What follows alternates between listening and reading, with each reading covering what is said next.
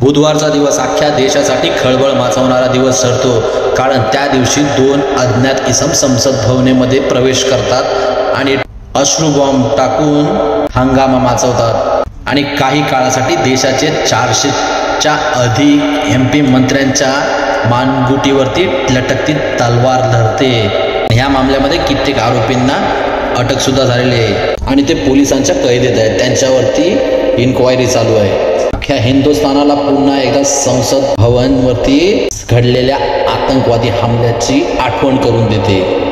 विश्वास करणं तर आता पण पटत नाही की संसद भवनावरती AK-47 घेऊन घुसू शकतो। आजपासून 22 वर्षांपूर्वी घडलेला संसद भवनावरील हल्ला हा अख्ख्या देशाने टीव्हीवरती लाईव्ह बघितलेला, बघणाऱ्याच्या अंगावरती रोमांच सुटलेला। संसद भवनावरील घडलेल्या हल्ल्यामुळे सगळ्यांचीच पाना खाली पडल्या। इन्क्वायरीमध्ये पाकिस्तानची भूमिका स्पष्ट झाली। दिल्ली पोलिसांनी आतंकवाद्यांच्या बॅगेमधून 3 मोबाईल फोन जप्त केलेले, ज्याच्यावरतून सेल फोनच्या तपासणीमधून स्पष्ट झालं की लाहोर कराचीमध्ये फोन कॉल फिरवण्यात आलेले। आतंकवाद्यांच्या AK-47 वरती पाकिस्तानची मार्किंग होती। पाकिस्तानी कंपनीमध्ये बनलेले 30 डेटोनेटर सुद्धा जप्त करण्यात आलेले।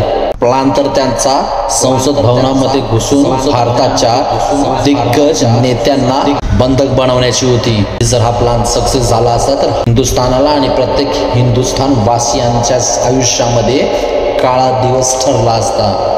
पण म्हणतात ना, विजय हा नेहमी सत्याचाच होतो आणि त्या दिवशी घडलं सुद्धा असंच। आतंकवाद्यांच्या मूर्खपणामुळे खूप मोठ्या काळ्या घटनेला टाळलं। चला तर मग तुम्हाला सांगतो की त्या दिवशी त्या तारखेला काय घडलेलं। त्या तारखेला नमस्कार मंडळी, स्वागत आहे तुमचं आपल्या YouTube चॅनेलमध्ये।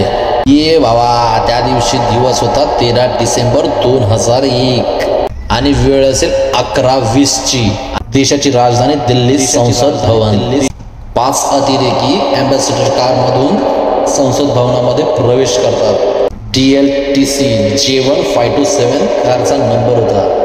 अँबॅसेडर होते लाल बत्ती आणि होम मिनिस्टरचा टेबल होता, ज्याच्यामुळे गार्ड्स धोका खातात आणि 5ही अतिरेकी संसद भवनाच्या गेटला व्यवस्थितरित्या आतमध्ये प्रवेश करतात।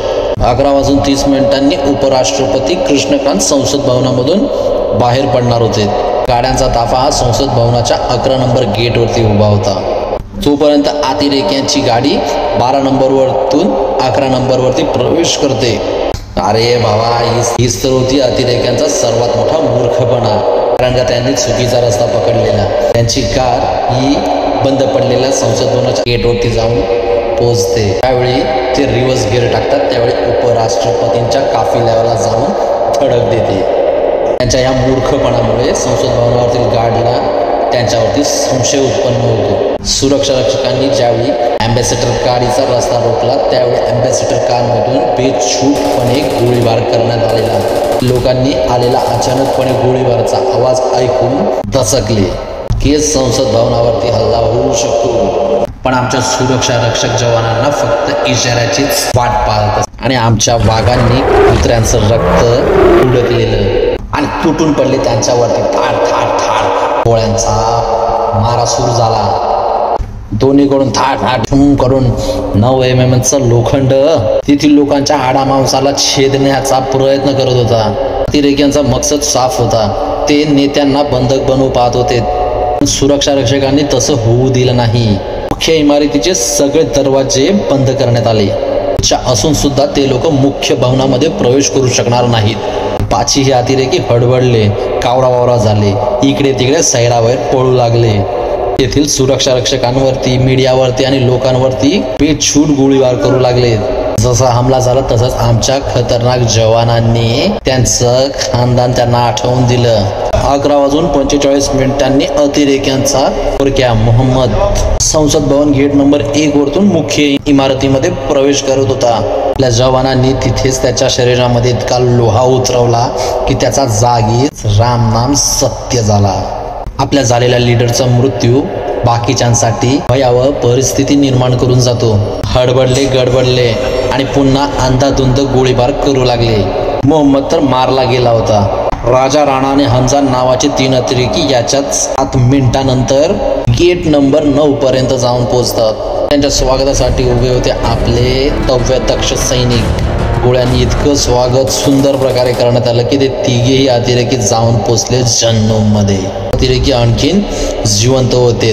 संसद भवनाचा संपूर्ण वेढा मारून गेट नंबर 5 वरती पोहोचतात. 11:55 CRPFच्या जवानांनी हैदरला गेट नंबर 5 वरतीच ठोकून टाकला. आतापर्यंत 5 जणांना मृत्यूच्या छायेमध्ये झोपवण्यात आलेलं. तरीही सुरक्षा रक्षकांनी मोर्चा नाही खोलला, कारण का परिसरामध्ये किती अतिरेकी शिरलेत याची इन्फॉर्मेशन नव्हती. अरे बाबा, ज्यावेळी हा हमला झाला त्यावेळी संसद भवनामध्ये 400 पेक्षा जास्त दिग्गज नेते आणि MP हजर होते. आणि ज्यावेळी सर्व अतिरेक्यांना ठोकण्यात आलं त्यावेळी ऑपरेशन सक्सेस झालं. तेव्हा सगळ्यांना बाहेर जाण्याची परवानगी देण्यात आली. भ्याड हमल्यामध्ये 9 जवान शहीद झाले. सोबत स्टाफची लोक सुद्धा शहीद झाली. आता आपल्या इंटेलिजन्स समोर एक सर्वात मोठा प्रश्न होता की यांच्या नसेपर्यंत पोहोचणं. लोकतंत्राच्या मंदिरावरती झालेल्या हमल्यामुळे सर्व भारतीय हैराण झालेले. सरकारवरती कारवाई करण्याचा मोठा दबाव पडला आणि सोबतच दिल्ली पोलीस आणि त्यांच्या सोबत NC मैदानामध्ये उतरली. दिल्ली पोलीस स्पेशल सेलने हमल्याची इन्क्वायरी सुरू केली. सर्वात पहिला पुरावा त्यांच्या सेल फोन मधून सापडला. पोलिसांनी दिल्लीच्या एका कॉलेजमध्ये अरबी शिकवणाऱ्या सय्यदला अटक केली. रहमानच्या इन्क्वायरीमध्ये अफजल उर्फ अफजल गुरुची ओळख पटली. मोहम्मद रहमानला अटक केली. झालेल्या इन्क्वायरीच्या नंतर मोहम्मद अफजल उर्फ अफजल गुरु आणि शौकत हुसेन ओळख झाली. पोलिसांनी इन्क्वायरी केली. संसद भवनावरती हमला झाल्यानंतर अफजल गुरु आणि शौकत हुसेन श्रीनगरला पळून गेलेले आणि त्वरित जम्मू काश्मीर पोलिसांना याची लॅपटॉप आणि 10 लाख रुपयाची नगदी सापडली. आणि त्याच्यानंतर इन्क्वायरीमध्ये असं माहीत पडलं की पाकिस्तानी खुफिया एजन्सी ISI इशाऱ्यावरती आतंकी संघटन जैश-ए मोहम्मदने रचलेली. जैश कमांडर काजी बाबाच्या बोलण्यावरती हमल्याला सक्सेस करण्यासाठी मदत केलेली.